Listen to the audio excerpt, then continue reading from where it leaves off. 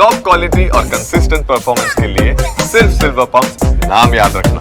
આ ઘટના છે ભાવનગરના પાલિતાણાની 11 વર્ષીય વિદ્યાર્થિનીની જાતીય સતામણી કેસમાં પોલીસે વિધર્મી સ્કૂલ વાહન ચાલકની ધરપકડ કરી।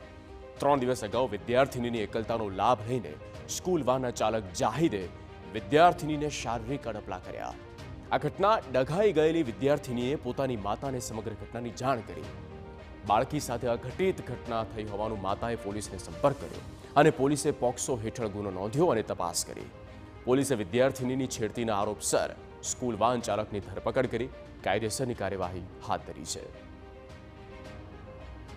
સ્કૂલે મૂકવા જતી વખતે બાળકીને એકલતાનો લાભ લઈ તેમની સાથે અડપલા કરવામાં આવ્યા હતા।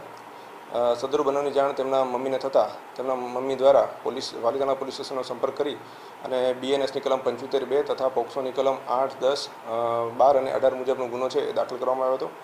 સદરુ બનાવની ગંભીરતાને ધ્યાને લઈને પાલિતાણા ટાઉન પોલીસ સ્ટેશન દ્વારા આ કામનો આરોપી જાહિદ ઇકબાલ કાજી કે જેની ઉંમર વર્ષ 39 કે જેઓ બહારપરા પાલિતાણાના રહેવાસી છે તેની તાત્કાલિક ધોરણે ધરપકડ કરવામાં આવી અને તેઓને જેલ હવાલે કરવામાં આવેલ છે।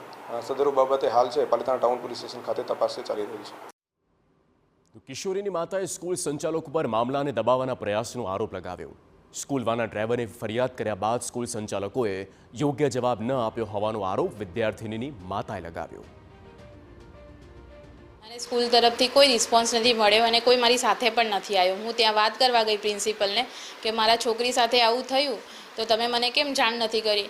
તો પ્રિન્સિપલ એવું કહે છે કે મારી ભૂલ છે બેન કે મેં તમને જાણ નથી કરી, હું સ્વીકારું છું। મેં કીધું તમારા સ્વીકારવાથી શું થશે? જે ભૂલ છે અત્યારે હવે મારા છોકરીને જે તકલીફ પડે છે એ તમારા છોકરીને તો એ પણ મને એવું જ બોલ્યા